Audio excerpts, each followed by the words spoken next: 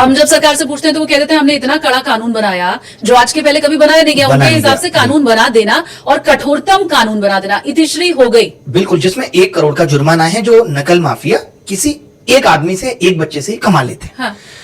और उस कानून में वो नॉन बेलेबल ऑफेंस है, लेकिन उसके बावजूद आपने देखा होगा कि जो संजीव मुखिया 2024 में लिप्त थे, जिसकी सीबीआई ने 90 दिनों के अंदर चार्जशीट फाइल नहीं की और उनको बेल मिल गई।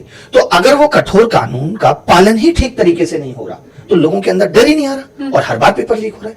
और आप पेपर लीक के बाद देखेंगे कि सरकार, आयोग, सरकार की एजेंसियां पहले तो लगातार इस बचाव में रहती है कि पेपर लीक हुआ ही नहीं है, मानने को तैयार नहीं होती है। वो तो जब बात सर के ऊपर से निकल जाती है तब ये कहते हैं कि हाँ ऐसा हुआ है, और फिर धीरे से आकर के 2-3 दिनों में पहले कोई डीजी आएगा, वो कहेगा हम जिम्मेदारी लेते हैं उलूल जुलूल बयानों के साथ।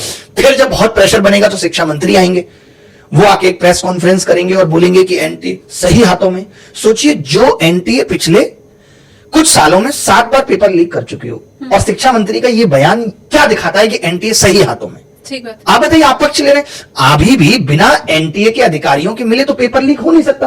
पेपर कोई फोटोस्टेट की दुकान पे तो बिक नहीं रहा था कि कोई भी जाके खरीद ले। तो ये सरकार शिक्षा व्यवस्था या फिर एग्जाम सिस्टम पे फोकस्ड ही नहीं दिख रही है।